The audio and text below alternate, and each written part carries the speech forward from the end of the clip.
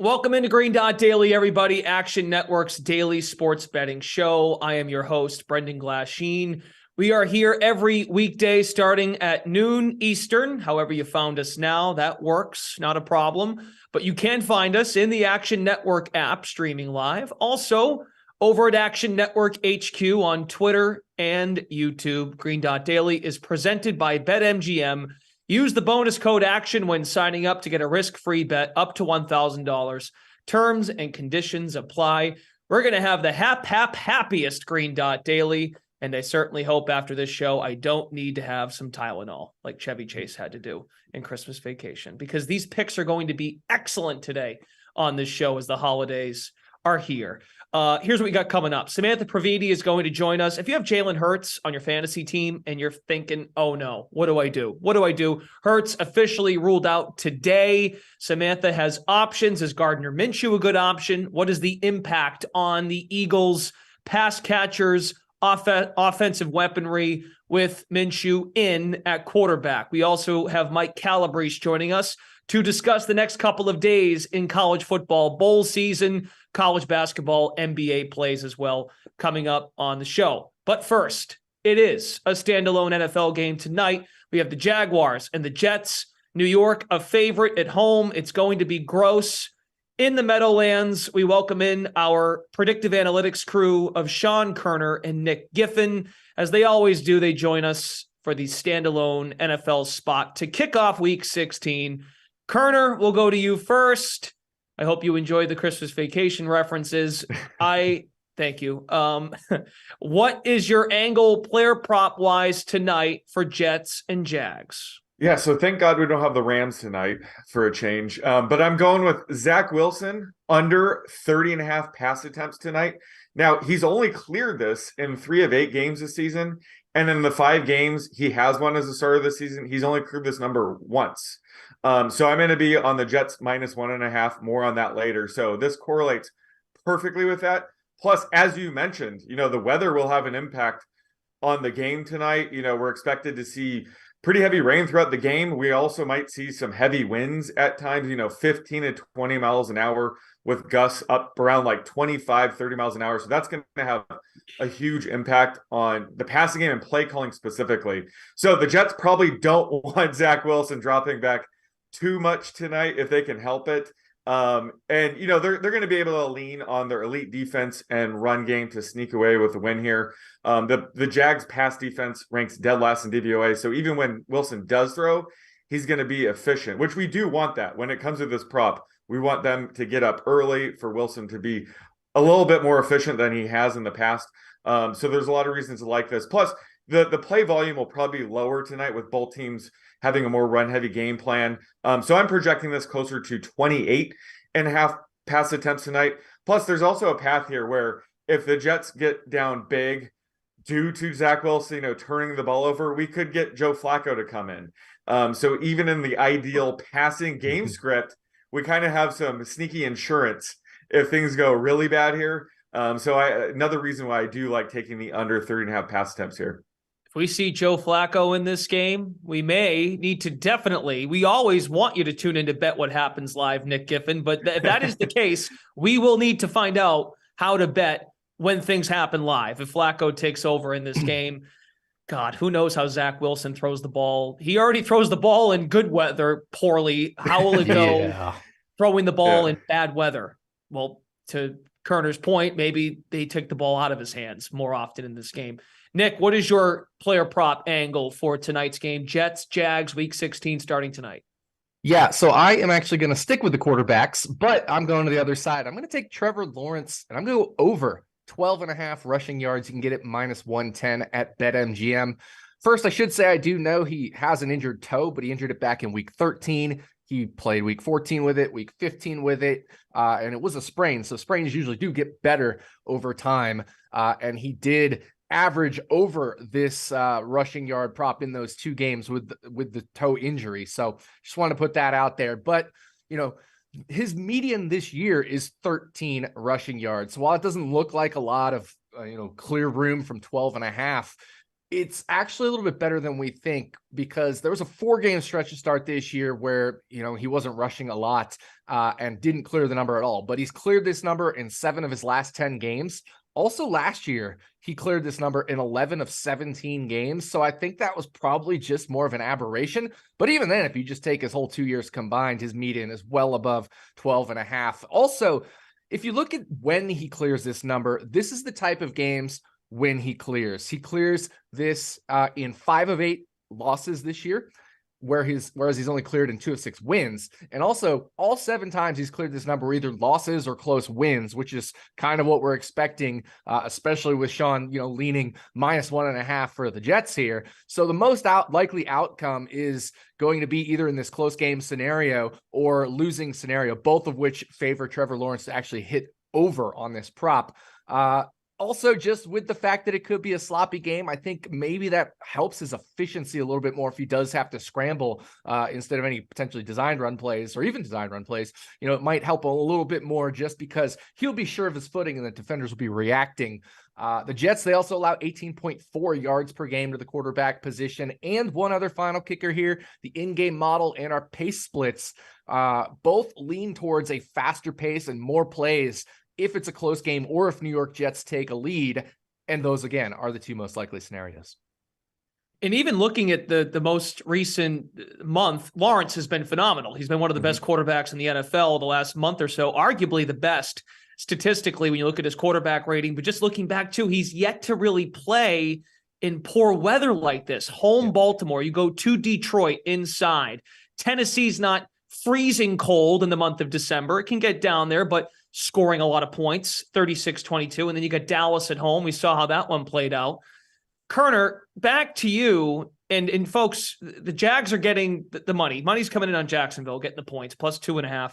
72% of the money, 63% of the tickets on Jacksonville. You mentioned Joe Flacco's name in your handicap for your player prop, but you're still going to go to the Jets laying the points. Help me understand this. Yeah, so I'm on the Jets -1.5 tonight, if you could believe it. And like you said, Trevor Lawrence is certainly in the middle of the best 5 to 6 game stretch of his career. However, he could slow down tonight. He is facing a very good Jets defense. They rank 6th in DVOA against the pass. Plus, there's going to be heavy rain and wind tonight. And, if we look back, that Eagles game was his worst game of the season. He didn't wear gloves. He had ball security issues. He threw an interception. I think he fumbled 3 times. So I wrote my notes, never bet on Trevor Lawrence in the rain. In fact, I'm fading him here because of it. So the other thing is the Jaguars offensive line is going to be very shaky tonight.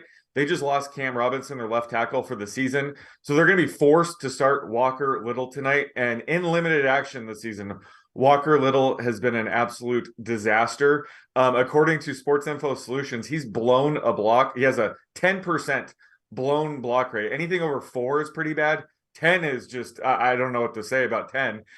So Lawrence could see a ton of pressure from his blind side tonight, which actually could force him to scramble, benefiting Nick's prop. But either way, it's going to be a tough test. Plus, the Jets are probably getting Quentin Williams back tonight, which is huge.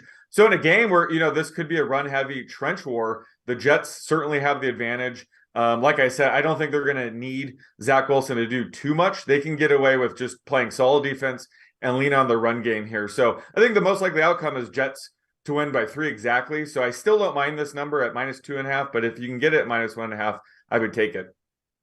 The total, Nick Giffen, for the entire game is at 37 points.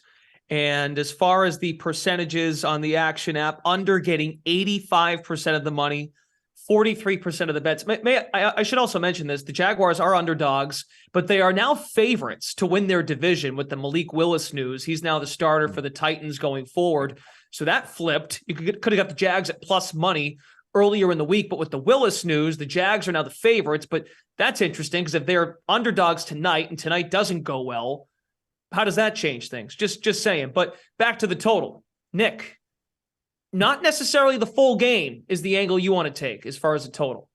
Yeah, exactly. And I think that's because the game could speed up in the second half, potentially based off of the factors we've been talking about. So I'm going to go with the first half, and I'm going to take under 18.5 in the first half. And you mentioned it, the full game total is 37. So 18.5 is exactly half of that.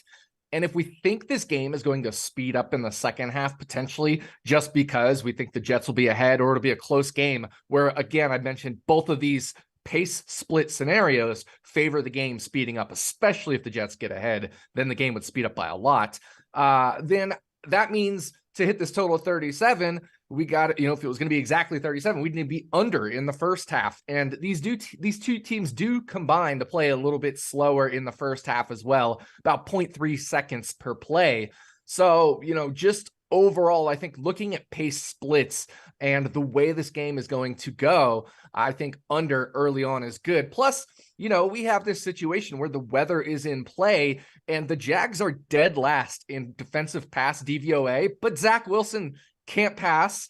And if you're removing the pass game element because of the weather, not completely, but, certainly reducing it, that also makes it less likely the Jets are going to move the ball on the Jaguars. Now, I still think they will compared to how much the Jags will move the ball on the Jets. But, it just reduces the efficiency overall as well, I think, even on the Jets offense. So I think it's just going to be a really low scoring game overall. And so I want to take the first half here where I think the game is going to be a little bit slower. Cold and windy night. Pray for Audrey's eyebrows that may freeze in this weather this evening. And also, Russ, you might want to untangle those lights and get that done in the first half because it's going to speed up in the second half and you might run out of time with Christmas approaching. Full luck rankings. We talk luck rankings with these guys as well. Nick Giffen, Sean Koerner from our analytics crew. They're sticking around. You can find the full luck rankings over in the Action app. Mandatory reading before betting the NFL. Not just this weekend, but any weekend. And really, it is important this time of year because we have enough of a sample size to figure out who's coasting, who might be getting lucky. Metrics continue to crush it in terms of ATS records. Here are your full luck rankings for 2022. 10-plus differential, close to covering at 59%, 16-plus at 62% against the number. With all that being said, Koerner, what game jumps out to you and what side are you on based on the luck rankings heading into week 16? Yeah, so the game that sticks out to me is this Bills-Bears game. The Bills rank 6th in our luck rankings, while the Bears rank 30th. So I like the Bears at plus 8.5. This is a luck rank differential of 24. So this is getting us, up in that 62% trend. But, the Bears have been very unlucky this year. The third unluckiest team, to be precise. But they're 1-7 in one-score games. And, they're certainly a below-average team, but they aren't as bad as their 3-11 record would indicate. Actually, a couple weeks ago, they lost to the Packers by 9 points, but our expected score metric suggested they actually should have won that game by a couple points. They definitely outplayed the Packers, so they got a bit unlucky there. Last week, they nearly upset the 13-1 Eagles, so I think they'll be able to stick around against the Bills. And it's never fun fading the Bills. I do consider the Bills to be the best team in the league currently. However, this could be a trap game for the Bills. Next week, they have just a massive game at Cincinnati, so they could overlook the Bears a bit here. Plus, we could see heavy winds at Soldier Field due to this bomb cyclone in the area. So this could make it more of a run-heavy game, which would lend into the Bears' favor. So, they're already a very run-heavy team. So if that takes away Josh Allen's, deep balls and, the Bears can lay on the run, that's going to help the Bears here. So a lot of reasons to like the Bears plus 8.5 here. So you're fading Josh Allen in December. He's been very good in this month, 13-6-1 against the second half spread in the month of December. But overall, the month good to Josh Allen, 9-2 against the number in 11 December game. 9-2 straight up, 7-4 against the spread, and the under's been a good play for the Bills this season. Nick Giffen, when you look at the luck rankings, what game jumps out to you? What side or angle you taking here? Yeah, I'm going to go with Green Bay +4. I was able to track it at +4.5 earlier in the week. And I know even earlier in the week, it was +5.5. So this number's really been coming down, but I would still bet it at +4. So Green Bay is 27th in our luck rankings, and Miami is 9th in our luck rankings. And, the Packers last week, even though they beat the Rams, they were actually unlucky in that game. We had that as our expected score of 29-9 versus an actual score of 24-12. So certainly a little bit unlucky there in what the expected score was versus what actually happened. And Miami's also a great situation to get Allen Lazard and Christian Watson involved. Last week, they weren't really involved much against the Rams. And that's because the Rams play the most zone-heavy defense in the NFL. So he's a lot of Dobbs, and we saw Cobb. Well, this week, I think we're going to see Lazard and Watson, who have both been a lot better against man defense this year. And Miami is a top 5 man defense in the NFL. Also, the weather hasn't brought this total down too far, and it looks like it's going to clear up now, and so I don't think the weather will be too much a factor. But if for some reason it shifts, there is still the potential for some wind in this game. That would hurt Tua probably more than it would hurt Aaron Rodgers. So in that case, I would also like the gap to close a little bit between these two teams. So our third order Pythagorean win percentage from the games Tua Tagovailoa has played has Miami only as a very slight, like 0.5 point, 1 point favorite. So 4 points, I think, is a little bit too much here for Miami. They've been slightly above a 500 team in expected score in the games Tua has played. Now, they played a very difficult schedule, which is why we have them still above Green Bay. But Green Bay actually has also been above 500 in terms of an expected score, expected win percentage. So more expected points for than expected points against. And so, Green Bay has faced a similarly tough schedule to Miami, not quite as tough. So that's why we have Miami in third order Pythagorean win percentage from Tua's games, about a 1 point favorite. So I think I still like Green Bay here at +4 in this luck ranking matchup. That is the first game on Christmas Day. Aaron Rodgers even said it himself. Things are looking up for the Packers. So he's holding on to that sliver of hope. I think it's a 6% chance for Green Bay to still make the playoffs. They have to win out. They, of course, need some help. So we'll find out. And that's the first game on Christmas Day. Want to get thoughts from you guys on, we've talked about the weather for the game tonight. Nick just brought up weather in the game between Miami and Green Bay, but there is an Arctic blast across the nation that is impacting totals. We have eight totals of 40 points or fewer. And the three totals, three of the lowest totals over the last 3 years are all this week. Atlanta, Baltimore, 35.5. Houston, Tennessee, 35.5. New Orleans, Cleveland at 32.5. It was at 31.5 earlier in the week. Just a general question. We'll go to Koerner first, then Nick. What's the approach to low totals like this, and what kind of impact does it have? And it clearly has an impact on how you're handicapping, but just explain from your perspective, when you see totals like that, what's running through your mind and when you run your models. Yeah, so it's certainly a game by game basis. It looks like tonight's game will have the weather will have a significant impact. The Cleveland game, and I would say the Bears game. The other games, I wouldn't weigh it too heavily. So when it comes to this Cleveland New Orleans game, we're going to see a ton of snow there. The total's all the way down to 31.5. But both of these defenses struggle against the run. They're both bottom 10 teams in DVOA. And both of these teams are really good on the ground. So I think this game could be higher scoring despite the snow. The Saints could use Taysom Hill more at quarterback. They can get tricky with that. The Browns have a very good run game with Nick Chubb, Kareem Hunt. Deshaun Watson's a good rushing quarterback. They could bring in Jacoby Brissett. So they have ways to still put up points in the snow. So again, this is a case-by-case basis based on how both teams the offense and the defense play.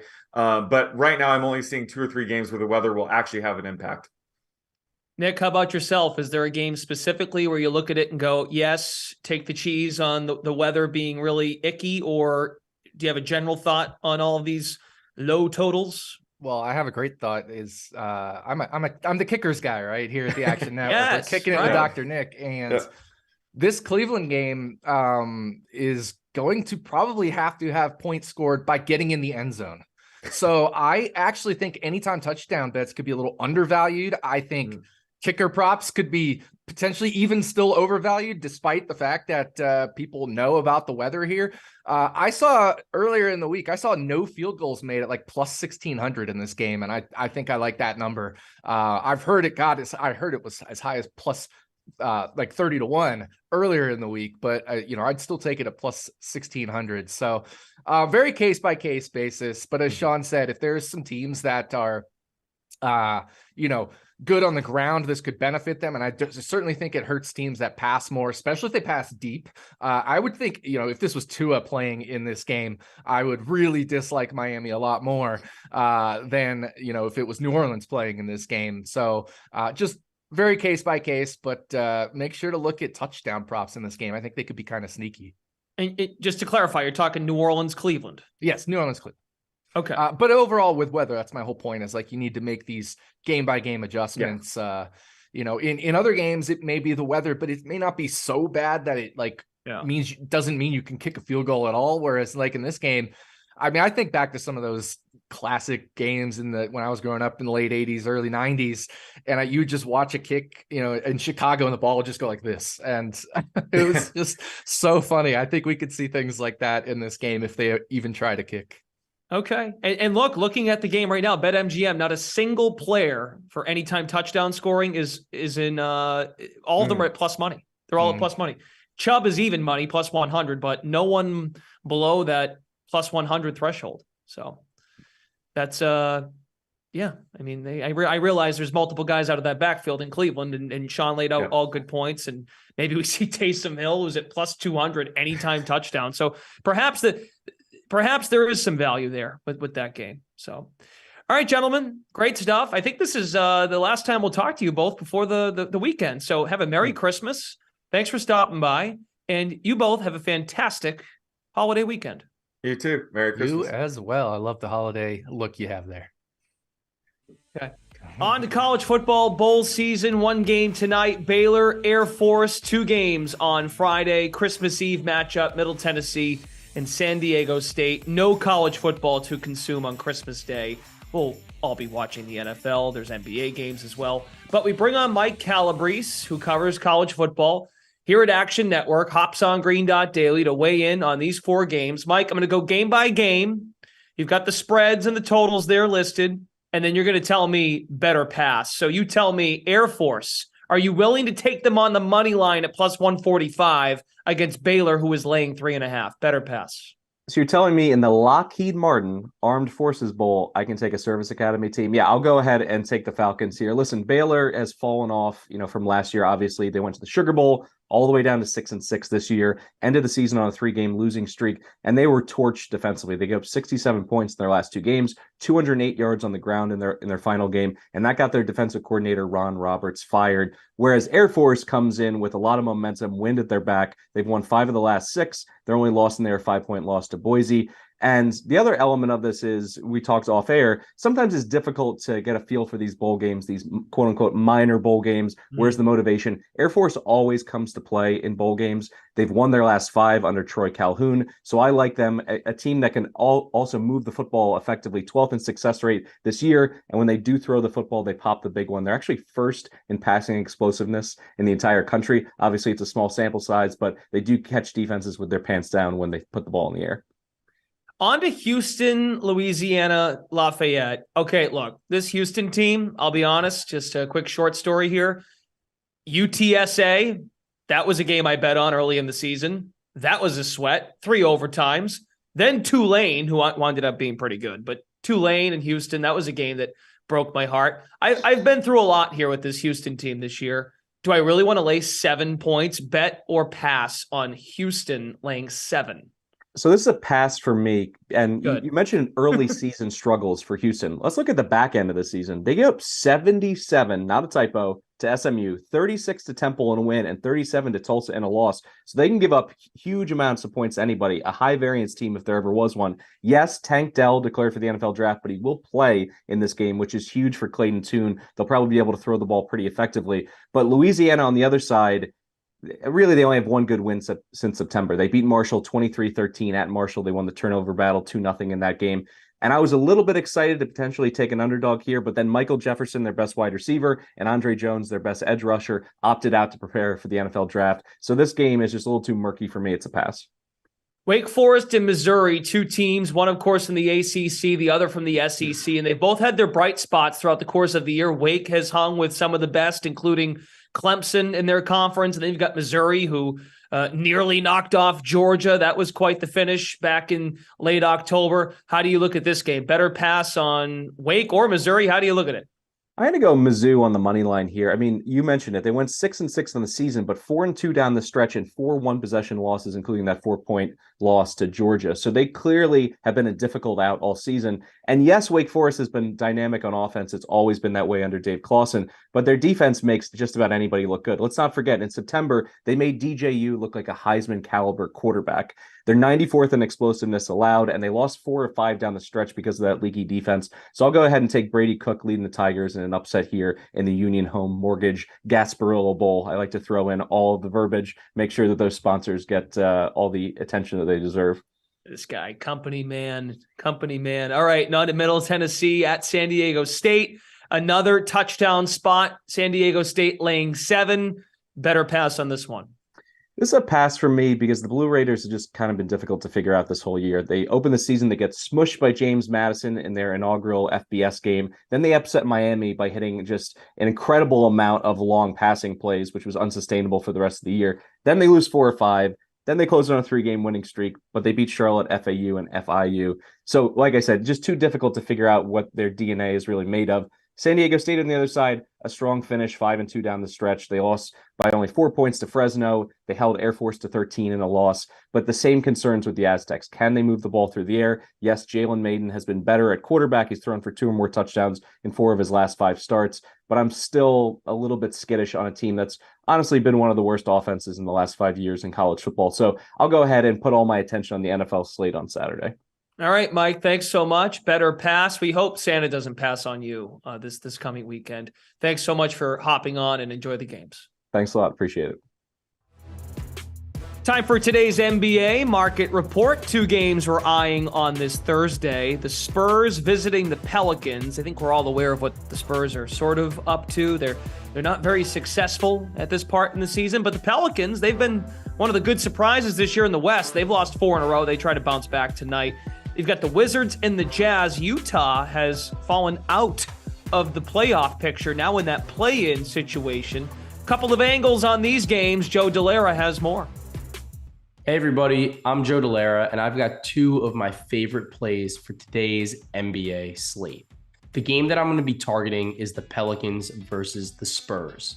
While I have a lean on the Pelicans minus 8.5, without Zion, I want to stay away from the spread here. I'm not totally sure if they're going to be able to keep up that big of a spread against them without both Zion and without Brandon Ingram. So what I'm doing is I'm looking at 2 of my favorite player props for this game. The first prop is CJ McCollum to go over 6.5 assists. And the reason I like that is although he's only averaging 5.8 on the season, and he's exceeded this in just 12 of 26 games. This dramatically changes without Zion Williamson. In the 5 games without Zion Williamson, he's averaging 8 assists per game, and he's exceeded this in 4 of 5, with assist totals of 8, 9, 9, and 11 in those 4 games where he's exceeded the 6.5 assist number. I like this because the Spurs give up some of the most assists in the league, and CJ McCollum should be the primary ball handler without both Brandon Ingram and Zion Williamson, who was recently ruled out for the COVID protocols.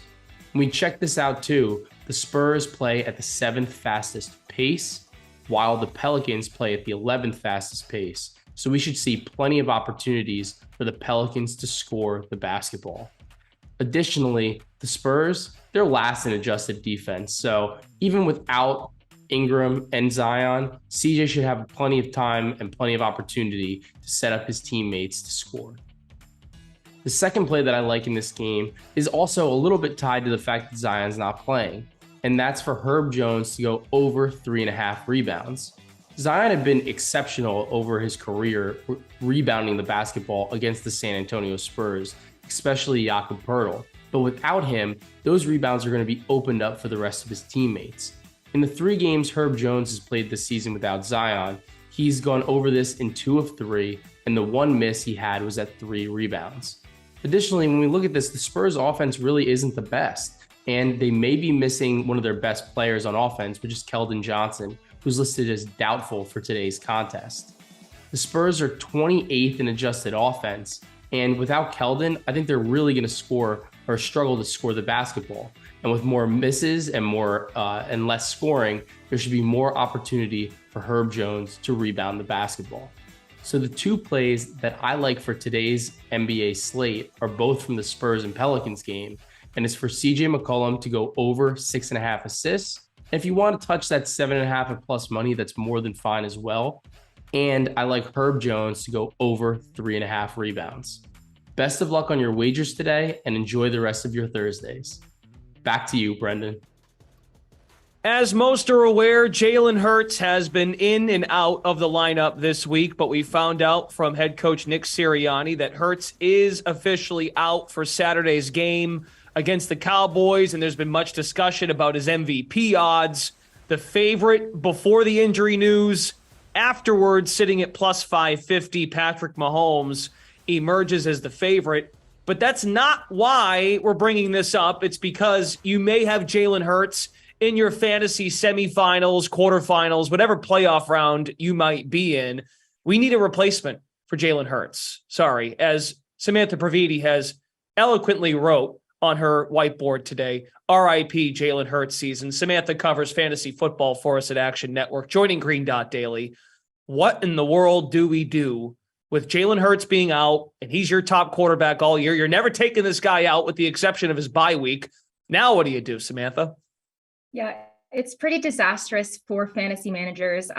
Gardner Minshew enters the sort of conversation. He was 0% rostered, big surprise there, jumped to 15%. So he would be the next logical choice and next man up as someone who has been usable for fantasy in the past. He started 2 games for the Eagles last season, one in week 13 and another in week 18 against the Cowboys. He was the QB 10 and QB 17 in those games respectively. And the Eagles offense is better year over year with the addition of AJ Brown. So I think that QB 17 feels like his floor. He faces the Cowboys, like I said, who were just lit up by Trevor Lawrence and the Jags. So I think Minshew should be considered a high-end QB2, low-end QB1. Now, knowing that he is getting the start. If you are looking elsewhere, though, if Minshew is not available for whatever reason, you didn't have that number one claim, which you probably don't if you are heading to the semis. Some guys that I like, Brock Purdy versus the Commanders. He's been obviously very good subbing in for Jimmy G. Daniel Jones at the Vikings. The Vikings are allowing the 8th most fantasy points to quarterbacks this year. Sam Darnold versus the Lions. I know it sounds crazy, but the Lions are a very easy matchup. They are allowing the most fantasy points to QBs this year. And then last one I'll mention is Kenny Pickett versus the Raiders. He will be coming out of the concussion protocol this week, and the Raiders rank 31st in pass DVOA. Okay, so some good streaming options with Hurts being out. Now, if you do indeed go to Minshew, say you don't, say you just have AJ Brown or Devontae Smith or someone else, another pass catcher or weapon for this Eagles offense. Does Minshew, how big of a drop-off is Minshew in terms of these guys getting their usual production? Yeah, I mean, while he is a very significant step down from Hurts, he is still one of the league's better backup quarterbacks. He was serviceable as the Jags starter briefly and as the Eagles starter for 2 games last year. The delta between him and Hurts versus, say, Trace McSorley and Kyler Murray are pretty different. So in terms of skill position players, we're looking at Sanders, AJ Brown, Devonta Smith, Dallas Goedert, who is returning. Sanders, in the one game that he overlapped with Minshew, the Eagles leaned very heavily on the run game. Sanders saw 24 carries for 120 yards. So I think he should be fine. And he was the RB12 the last time these two teams met. Brown's fantasy value and Smith's fantasy value do take a hit, but probably not as much as you would think. I mean, Brown spent the first 3 seasons catching passes from primarily Ryan Tannehill and Marcus Mariota. So neither of which are really inspiring fear from the passing game. So I think he's a rock star, and I would consider him fairly QB proof as they come. So he should be a wide receiver 1 this week. Smith ends up in that wide receiver 2 range. And then Goddard, like I said, he is coming back. I think he should be considered a fringe tight end 1. I mean, the tight end position is pretty lean, as we know, but we haven't seen him since week 10 due to the shoulder injury. Prior to that, he was the tight end 5, and in the game that he played with Minshew last year, he racked up 105 yards and 2 touchdowns. So it should be wheels up for him. All right, excellent. Yeah, and A.J. Brown's quarterback, Ryan Tannehill, just got replaced. He was replaced by Malik Willis this week for the Titans. So a lot of injuries. A lot of injuries this time of year, and that's why we bring you on, Samantha, to monitor them and find out what in the world we do when there's chaos. Thanks so much for joining us. Thank you. Oh, injuries. They are a pain, aren't they? On to college basketball. A couple games that we've got circled. San Diego and CS Northridge coming up at 4 Eastern. There's a lot of good games today. Games in progress as we speak. Money coming in on San Diego. And then you got Butler and Creighton. The Blue Jays are laying 8 points. Sounds like they've got some reinforcements on the way. Laying 8 against Butler. Here's Charlie DiSturco with thoughts on these two. Thanks, Brendan. I've got a pair of picks for you today on this Wednesday college hoop slate. We're going to start with an afternoon pick. San Diego, Cal State, Northridge, and we're taking San Diego here, -4 up to -5. The cap is real simple. San Diego's offense is great. Top 20 in three-point shooting, top 20 in turnover rate. They're littered with transfers. They're experienced as it gets. Eric Williams coming over from Oregon, Jaden Delaire from Stanford. This team from top to bottom is talented on the offensive end, and they've played difficult Division I competition, Utah State, UNLV, Arizona State. They just have what it takes to really score the basket. And that's going to be great for against Cal State Northridge for a team that hasn't even beaten a Division I program this season. Both their wins coming out of that realm. And, well, if there's one word to describe the Matadors, it's bad. They are 330th in two-point offense, 340th in three-point offense. And they don't really have the firepower or the pieces to score on the San Diego team, where defense is where you beat them. You attack them inside, you attack them from the perimeter. They overstretch. They aren't a great defense. But we're talking about Cal State Northridge here. Their offense is abysmal. Their defense, they foul a ton. So I think this is a perfect matchup for San Diego here at -4. The line's been on the move, and I think for good reason. And I'd back them all the way to -5 here. And for the nightcap, we're heading out for Creighton against Butler. And Creighton is looking to snap a 6-game win streak. And I think they do it here tonight. And I think the way to attack this game is through the first half. Ryan Kalkbrenner is back after missing a bunch of games with an illness. Well, he's coming back. We don't know how much time he's going to play, but his presence is such a huge difference maker for the Blue Jays. He's a 7'1" rim protector. He's an offensive machine. He's going to push the Butler guards and their bigs away from the rim, which is where they strike best, and force them to beat them on the perimeter. This Blue Jays team is a firecracker waiting to happen. They finally dropped down from those lofty expectations in the preseason, but I still think this is the way to attack him here, right? They're lost 6 straight. They're returning home for the first time in nearly a month. They have their fully healthy roster. They're going to be ready to play here, and I like them in the first half here at -4 up to -5.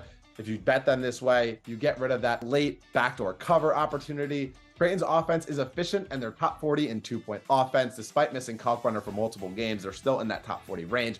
Their guards don't turn the ball over. They're smart with it, and Butler doesn't really apply enough defensive pressure to get the job done. So I think Creighton rolls here in the first half. I think they show up for their home game. It's a Big East game. It's an important one to really establish yourself back into the mix as far as the NCAA tournament goes. Losing this one would just be a disaster. So I think Creighton is going to be ready, and I'm taking them on that first half line.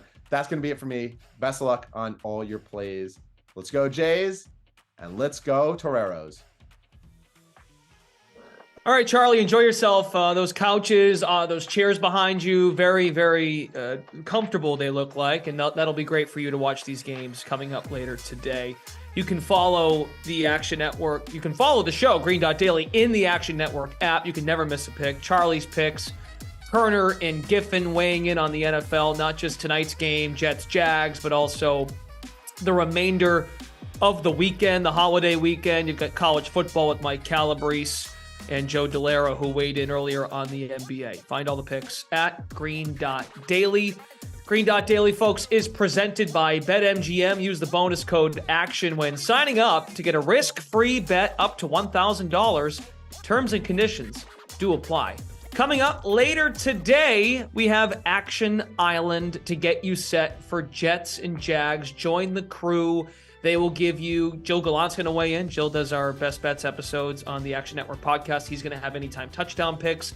They'll build a same game parlay for this game, so be sure to check out Action Island to get yourself geared up for Jets and Jags. And hopefully, for your sake, you're watching it from a very warm, cozy place as it rains and it blows wind everywhere in the Meadowlands tonight when those two teams face each other. That's going to put a wrapper on this one. We have one more show to go before the weekend. Green Dot Daily is every weekday at noon Eastern, so be sure to join us tomorrow. Thanks to our crew behind the scenes all of our guests, Brendan Glasheen. Enjoy all of the action tonight, and hopefully we'll see you tomorrow.